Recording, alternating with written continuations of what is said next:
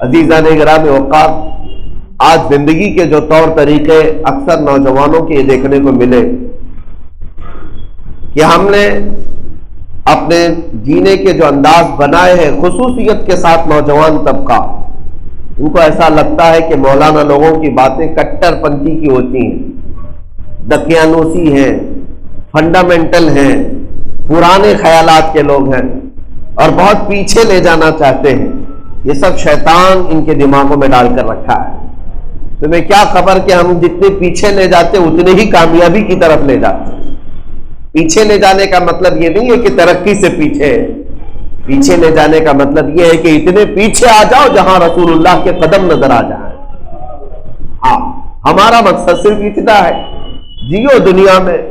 اور آج جن کو ایسا لگتا ہے کہ ایک صاحب ہمارے بزرگ ہیں، انہوں نے یہ چیز بیان بھی کی کہ ایک بڑے مغرب زدہ آدمی تھے، ہوتے ہمارے یہاں بھی، دیکھو امریکہ کیا کر رہا ہے، رشیا کیا کر رہا ہے، اتنی ترقی کر گیا اور یہ کیا کر رہے ہیں، تان و تشنیع کرتے ہی رہتے دین پر اور دینداروں پر۔ ایک صاحب ایسے ہی ماڈرن خیالات کے ایک درسگاہ میں آئے جہاں ہمارے ایک عالم دین بخاری شریف پڑھا رہے تھے۔ بخاری شریف آج کی کتاب تو ہے نہیں، 1300 سال 1200 سال پہلے کی کتاب ہے، آج بھی وہ پڑھائی جاتی ہے، سارے علماء کو پڑھائی جاتی ہے۔ اور کیوں پڑھائی جاتی ہے؟ اس لیے کہ رسول اللہ کی حدیثیں، میرے آقا صلی اللہ تعالی علیہ وسلم۔ وہ صاحب آئے تانا دیتے ہوئے، کہا مولوی صاحب، امریکہ، رشیا، یورپ، چاند میں پہنچ گئے اور آپ ابھی بخاری میں ہی ہیں۔ یہ تان و تشنیع کرنے کے انداز کچھ ماڈرن لوگوں کے ہوتے ہیں۔ ہاں، امریکہ چاند میں پہنچ گیا اور ابھی آپ 1200 سال پرانی بخاری میں ہی بیٹھے ہوئے ہیں۔ اس عالم ربانی نے بہت اچھا جواب دیا، کہا اپنی خیر مناؤ، امریکہ چاند میں پہنچ گیا اور ہم مدینے پر پہنچ گئے اور تم بیچ میں ابھی لٹکے ہوئے ہو۔ تم نہ مدینے تک پہنچ سکے نہ چاند تک پہنچ سکے۔ اللہ تبارک و تعالیٰ نے تم جیسے تنقید بازوں کو یہیں تک کے لیے رکھ دیا ہے۔ اسی لیے میرے عزیزوں، جن لوگوں کے یہ خیالات ہیں کہ دین میں آنے کے بعد ہم پیچھے ہو جائیں گے، تو وہ لوگ ایسے ہی رہ جاتے ہیں، ایسے ہی رہ جاتے ہیں، نہ کوئی ترقی کر سکتے۔ دین کو جن لوگوں نے یہ سمجھا کہ ترقی کے لیے آڑ ہے اور پھر جا کر کے دوسرے خیالات اپنانے لگ گئے، دوسرے لوگوں کے خیالات کی طرف چل پڑے، ان لوگوں کے لیے میں جواب میں کہتا ہوں، بعض لوگ یہ سمجھتے ہیں کہ کالج یونیورسٹی ایک الگ چیز ہے، مدرسہ دارالعلوم یہ ایک الگ چیز ہے۔ میرے عزیزوں، علم کی کوئی تقسیم نہیں تھی، علم ایک ہی ہے۔ ذہن سے، اپنی نیتوں سے دین اور دنیا بنا لیا جاتا ہے۔ میں اکثر یہ کہا کرتا ہوں، دینی علم کیا ہے اور دنیاوی علم کیا ہے؟ یہاں کیٹیگری نہیں ہے دنیا میں اس طرح سے، دنیاوی علم یہ ہے، دینی علم یہ ہے۔ یہ تمہارے ذہن سے بنے گا۔ اگر آپ کالج میں فزکس، جیومیٹری، میتھمیٹکس، سائنس یہ پڑھنے کے لیے گئے، لیکن نیت یہ تھی کہ اس کے پڑھنے کے بعد میں اللہ کی رضا حاصل کروں گا، اور اس کے تخلیق کے مشاہدے کروں گا، تو کالج میں جانا بھی دینی علم ہے، یہ دینی علم ہے۔ میتھس پڑھنا، فزکس پڑھنا، سائنس پڑھنا یہ دینی علم ہو جائے گا تمہاری نیت سے۔ اور اگر کوئی مدرسے آتا ہے، حدیث کا علم ہے، تفسیر ہے، قرآن ہے، فقہ ہے، تصوف ہے، لیکن نیت یہ لے کر کے آتا ہے کہ میں مدرسے میں پڑھوں گا اور خوب کماؤں گا پیسے، مولانا بنوں گا، خوب پیسے کماؤں گا، لوگوں کی جیب بیٹھوں گا، تو پھر یہ مدرسے میں پڑھنا ہی دنیاوی علم ہے، یہ دینی نہیں ہے۔ دینی اور دنیاوی تمہاری نیتوں سے بنتا ہے۔ میں بات یہ اس لیے عرض کر رہا ہوں کہ جن لوگوں کو ایسا لگتا ہے کہ دین کا حصہ یا دین کی طرف آنا یہ ہماری ترقیوں کے لیے آڑ بن جاتا ہے، یہ ان کی خام خیالی ہے۔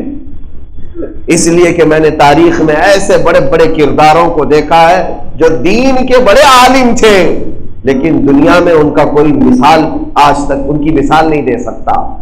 امام رازی رحمۃ اللہ تعالی علیہ بڑے عالم دین ہیں، لیکن جانتے ہیں آج دنیا میں سب سے پہلے میڈیکل سائنس میں بچوں کے امراض کے علاج، چلڈرن اور بھی دیگر امراض بہت سارے ایسے ہیں جن کو کیلیفورنیا یونیورسٹی میں بھی پڑھایا جاتا ہے، ان امراض کی نشاندہی کرنے والے دنیا میں سب سے پہلے وہ امام رازی ہیں۔ میڈیکل سائنس دنیا کو دینے والے، آلہ جراحی آپریشن کا طریقہ امام رازی سے لیا گیا ہے۔ شیخ ابو علی سینا، انہوں نے طب میں بہت پہلے القانون نام سے کتاب لکھی جس میں پورے فارمولے لکھے ہوئے ہیں۔ میڈیکل سائنس آج بھی اس پر ڈیپینڈ کرتی ہے، شیخ ابو علی سینا۔ اور آپ الجبرا پڑھتے ہوں گے، کالج جانے والے جانتے ہیں جابر بن حیان کا ایجاد کیا ہوا علم ہے۔ جابر بن حیان ایک بڑے عالم دین تھے۔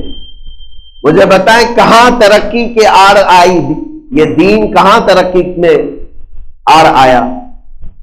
بلکہ ایک نہیں 100 سے زیادہ میرے پاس ایسے نام ہیں جن کا جواب پوری دنیا میں آج کسی کے پاس نہیں ہے۔ 100 سے زیادہ ایسے علماء ہیں جنہوں نے دنیا کو ایک بہت اعلیٰ قسم کی چیزیں عطا کی۔ میرے عزیزوں، ان نوجوانوں کے دماغ میں یہ فطور آیا ہے کہ دین کی طرف پورا آنے سے ہم ترقی سے پیچھے ہٹ جائیں گے، اسی لیے بیچارے ایسے ویسوں کے پیچھے چلنے پڑتے ہیں۔ ان کو ایسا لگتا ہے کہ نہیں، ہیرو بننے سے بہت بڑے ہو جائیں گے، زیرو بن کے اور کچھ بھی نہیں بنتے۔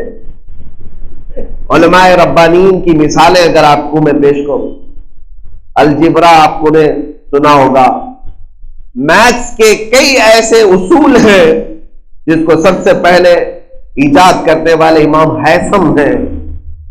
یہ سارے نام ہیں میرے عزیزوں۔ یہ گھڑی کا جو علم ہے، گھڑی جو آج دیواروں پہ لٹکی ہے یا آپ کے ہاتھ میں ہے، آپ مجھے ڈھونڈ کر کے نکال کر بتائیں کہ گھڑی کو سب سے پہلے ایجاد کرنے والا کون ہے؟ مصر کے ایک بہت بڑے عالم دین ہیں، انہوں نے سب سے پہلے گھڑی کا علم ایجاد کیا۔ دنیا کو کیا نئی چیزیں دی؟ ایروپلین جو اڑ رہے ہیں، یہ تو کئی 100 سالوں کے بعد آسمان پر کامیاب تجربہ کیا گیا، لیکن میں آپ کو بتاؤں 12ویں صدی میں ہی اس کا ایک تجربہ 2 مسلمان بھائیوں نے کیا تھا جو بڑے سائنس کے عالم دین بھی تھے۔ دنیا ان کو ہو سکتا ہے چھپا دے، لیکن تاریخ کی سچائیاں آج بتاتی ہیں۔ اسلام اور مسلمانوں نے پوری دنیا کو کیا کیا دیا، اس پر پوری ایک کتاب موجود ہے، ماذا قدم المسلمون الی العالم، کہ مسلمانوں نے پوری دنیا کو کیا دیا ہے۔ لیکن میں جن کے بھی نام بتا رہا ہوں وہ سب بڑے علماء تھے، عالم دین ہیں۔ قانون کے راستے پر اگر آپ دیکھیں، لا ترتیب دینے والے سب سے پہلے علماء یہ امام اعظم ابو حنیفہ ہیں۔ پوری دنیا میں لا کے اعتبار سے جو آج قوانین چلتے ہیں، آج ہمارے IPC کے دھارا ہوا کرتے ہیں، کرائم ایکٹ ہوتے ہیں کہ یہ قانون 302 کا مطلب کیا ہے، 304 کا مطلب کیا ہے، 95 کا مطلب کیا ہے، یہ ساری چیزیں، یہ قوانین بنائے گئے۔ سب سے پہلے لا ترتیب جو دیے گئے دنیاوی اعتبار سے میں بتا رہا ہوں، پوری دنیا میں امام اعظم ابو حنیفہ رضی اللہ تعالیٰ عنہ کی کتابوں سے۔ عزیزان گرامی وقار، بات صرف مجھے اتنی کرنی ہے، دین کسی کے ترقی میں آڑ کبھی نہیں بن سکتا، بلکہ دین میں آنے کے بعد ترقی کی راہیں اور کشادہ ہو جاتی ہیں۔ اس لیے میں نوجوانوں سے کہتا ہوں کہ قرآن کی اس آیت پر عمل کر لو، اے ایمان والو، اسلام میں پورے کے پورے داخل ہو جاؤ۔ ایک بار حضور پاک صلی اللہ تعالی علیہ وسلم کے قدموں میں آ جاؤ، پھر آپ جس چیز کو رکاوٹ سمجھ رہے تھے، حقیقت میں آپ کے اوپر جانے کا وہی دروازہ ہے۔ حقیقت میں بلندی کا دروازہ یہی ہے۔ ابھی زیادہ دن نہیں ہوئے ہوں گے، شاید چند دنوں قبل ہمارے پاس ایک نوجوان ابھی بھی موجود ہے، وہ اپنی ایک نئی ایجاد لے کر کے آیا ہے، 20-25 سال کا لڑکا ہوگا، لیکن الحمدللہ باشرح ہے، داڑھی ہے، ٹوپی ہے، اور ظاہر سی بات ہے میں نے اس کا پروجیکٹ دیکھا تو دل کو خوشی بھی ہوئی اس بات کی کہ آج پوری دنیا اس بات پر کوشش میں لگی ہوئی ہے کہ فری انرجی کیسے حاصل کی جائے. ظاہر سی بات ہے کرنٹ جو ہمیں بجلی مل رہی ہے اس کا سورس کیا ہے, کہاں سے یہ بجلی پیدا ہو رہی ہے؟ بجلی کے لیے ظاہر سی بات ہے یا تو پانی کے آج ذخائر سے بجلی پیدا کی جاتی ہے, یا ہواؤں سے پیدا کی جا رہی ہے, یا کول سے, کوئلے سے کرنٹ اور بجلی پیدا کی جا رہی ہے. یہی سارے طریقے, اور بھی کچھ طریقے ہیں, لیکن دنیا اس کھوج میں بھی ہے کہ فری انرجی ہو, نہ کول کی ضرورت ہو نہ پانی کی ضرورت ہو, کوئی ایک ایسی چیز ہو جس سے کرنٹ ہمیشہ کے لیے بنتا ہی رہے اور سورس کچھ بھی نہ رہے. تو اسے ایک نوجوان نے, 20-25 سال کے نوجوان نے چمک سے, مقناطیس سے, میگنیٹ سے فری انرجی تیار کرنے کا کامیاب تجربہ کیا, اور ابھی اس کا پروجیکٹ ہے, موجود ہے. اللہ کرے کہ اسے اور کامیابی ملے. ظاہر سی بات ہے, میں یہ بات اس لیے عرض کر رہا ہوں کہ جو نوجوان یہ سمجھتے ہیں کہ داڑھی ہماری ترقی کی راہ میں رکاوٹ ہے, حضور پاک صلی اللہ تعالی علیہ وسلم کی غلامی میں آنا ہماری ترقی کے لیے رکاوٹ ہے, کسی دن میں ایسے نوجوانوں کو ان کے سامنے کھڑا کروں گا تاکہ ان کے چہرے پر بغیر کسی کے مارے خود ہی تھپڑ پڑ جائے کہ نہیں, نبی پاک صلی اللہ تعالی علیہ وسلم کی غلامی میں آنے والا پوری دنیا کو چنوتی دے سکتا ہے. جہاں تمہارے تجربے کامیاب نہ ہو, اللہ کی عطا سے ہمارے تجربے کامیاب ہو سکتے ہیں. ایک بات یہ بھی تو یاد رہنی چاہیے, ساری چیزیں صرف اور صرف دنیا کے بنائے ہوئے یہ اصولوں سے ہی نہیں چلتے. اللہ تبارک و تعالیٰ مؤثر حقیقی ہے, جب تک وہ نہ چاہے کسی میں اثر بھی نہیں پیدا ہوگا. میں یہ نہیں کہتا کہ کسی نے فری انرجی کا کوئی تجربہ نہیں کیا ہوگا, ہزاروں کر رہے ہیں, بہت سارے لوگ کر رہے ہیں, کروڑوں روپے اس میں خرچ کر رہے ہیں, لیکن سب کا سکسیس ہونا یہ ان کے اپنے ہاتھ میں نہیں ہوتا جب تک اللہ نہ چاہے. آپ جانتے ہیں کہ آپ ہزاروں کی تعداد میں ہوں گے, آپ کو لے جائیے کسی سمندر میں اپنے ہاتھوں کی بنائی ہوئی کوئی کشتی چھوڑ کر دکھائیے, سب اس بات کے لیے کیپیبل ہے کہ ہم جو بھی لوہا, تانبا, پیتل لے جا کر کے کوئی ایک کشتی بنا اور سمندر میں بہائیں تو وہ چلنے لگ جائے گی. کشتی بنانے کے بھی کوئی طریقے ہوں گے, اور بنتی ہے, ہزاروں ٹن اپنے اوپر لاتی ہے, لیکن اس کو پانی کی سطح پر چلانا نہ یہ انجینئر کا کام ہے نہ کیپٹن کا کام ہے, صرف اللہ رب العزت کی طرف. قرآن میں اللہ نے فرمایا جب تک اللہ نہ چاہے یہ سمندروں پر اتنا بھاری بھرکم بوجھ لے کر کیسے چلے گی. اڑا تو لیا ایروپلین کو آسمانوں پر, لیکن کیا آپ سمجھتے ہیں کہ یہ صرف انجینئر کی کلا ہے؟ یہ صرف ٹیکنک ہے. ہزاروں ٹیکنک فیل ہو جاتی ہے. اللہ اگر نہ چاہے تو کوئی چیز ہوا میں معلق ہو ہی نہیں سکتی. اللہ تبارک و تعالیٰ مؤثر حقیقی اثر دیتا. لہذا میں اپنے بچوں سے اتنا کہوں گا, کام اپنے دنیا میں جو کرنا ہے کرتے رہو, لیکن لو اللہ سے لگائے رکھو. اے اللہ, کامیابی دینے والا اور اثر پیدا کرنے والا تو ہی ہے. اسی لیے شروع میں ہی میں نے آیت یہ پڑھی کہ کیا ہی اچھا ہوتا کہ تم شروع سے ہی ہر کام دائرہ اسلام میں ہی کرتے, تو پھر تمہاری کامیابی پر 4 چاند لگ جاتے ہیں. اللہ نے فرمایا اے ایمان والو, اسلام میں پورے کے پورے داخل ہو جاؤ. پورے کے پورے داخل ہو جانے کا مطلب یہی ہے کہ تم اپنی کامیابیوں کے متعلق کبھی نروس اور مایوس نہ ہونا کہ شاید ان کی طرح چلیں گے تو کامیاب ہوں گے. یہ صرف تمہاری خام خیالی. بعض لوگ کیا سمجھتے ہیں,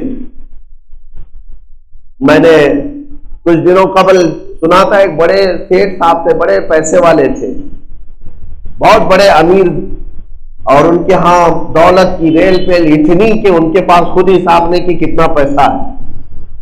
تو ان کے پیسوں کو تو سب جانتے تھے, بڑے امیر زادے, بہت پیسے والے, لیکن کسی نے ایک چھوٹی ایک لکڑی یا کوئی جس کو ٹوتھ پک کہتے ہیں, ایک کاڑی, ان کو کنٹینیو چباتے ہوئے دیکھا شام کے وقت. تو پھر وہ شخص نے آ کر کے دیکھا, دوسرے دن پھر وہ چبا رہے تھے, تیسرے دن دیکھا پھر چبا رہے تھے. تو اس کو ایسا لگا کہ ان کے ساری مالداری کا راز یہی ٹوتھ پک ہے. یہ اتنا جو پیسے والا بنا ہے یہ کاڑی چبانے سے ہی بنا ہے. تو اس نے بھی کاڑیاں جمع کی اور روز بیٹھ کر کے شام میں چباتا رہا. میاں وہ تو بیچارہ اپنے دانت کھلال کرتا تھا یا اپنے فالتو اوقات میں کاڑی چبا رہا ہے, لیکن اس انجانے کو یہ سمجھ میں آ رہا ہے کہ ساری دولت جو ہے یہ کاڑی چبانے کی وجہ سے ہو رہی. تو اسی طرح بہت سارے نوجوان کچھ دنیا میں ہائی لیول پر چلنے والوں کو دیکھتے ہیں, ان کے طور طریقے, اور پھر سمجھتے ہیں شاید ان کی طرح ناچنا پڑے گا تب ہم امیر بن سکتے ہیں, ان کی طرح ننگے ہونا پڑے گا تب ہم امیر بن سکتے ہیں. یہ اسی کاڑی چبانے والے کی طرح تم بھی بیوقوف بن جاتے ہو.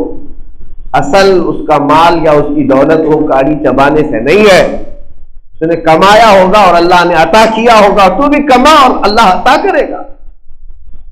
اس طرح میرے عزیزوں غیروں کے نقش قدم پر جو آج بہک جاتے ہیں, قرآن نے یہی کہا وَلَا تَتَّبِعُوا خُطُوَاتِ الشَّيْطَانِ.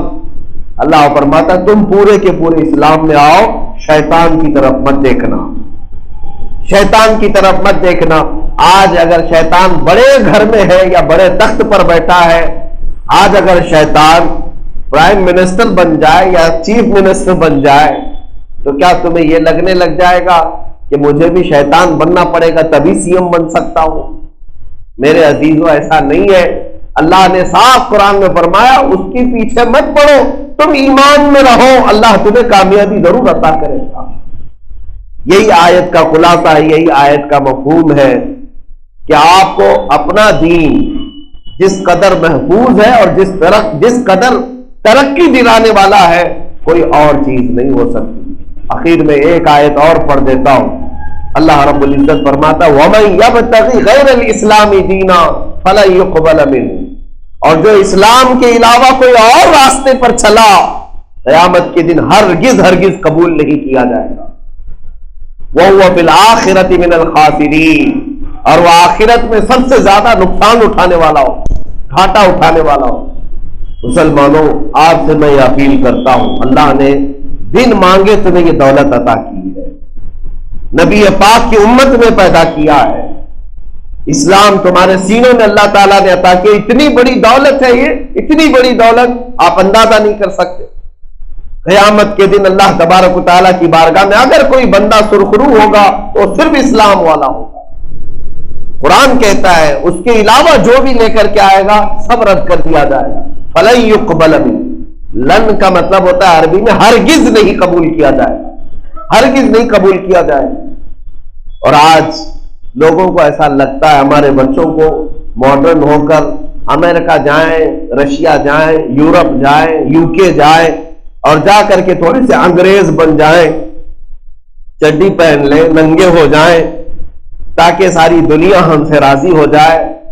تم چاہے پوری دنیا کا کچھ بھی اختیار کر لو, قیامت کے دن جو قبول کیا جائے گا وہ صرف میرے مصطفیٰ کی غلامی کو قبول کیا جائے گا. بس وہی کامیابی کا ثمرہ ہے, وہی کامیابی کا ذریعہ بھی ہے. اور اگر آخرت چاہتے ہو تو آج لے ان کی پناہ, آج مدد مانگ ان سے, پھر نہ مانیں گے قیامت میں اگر مان گیا. تو مسلمانوں تھوڑے صبر کی بات ہے, دنیا تمہیں الجھاتی ہے, پریشان کرتی ہے. اگر ہماری یہ ساری کامیابیاں ہیں تو ہم آج اتنے دھتکارے ہوئے کیوں ہیں؟ آج ہمیں اتنا پریشان کیوں کیا جاتا ہے؟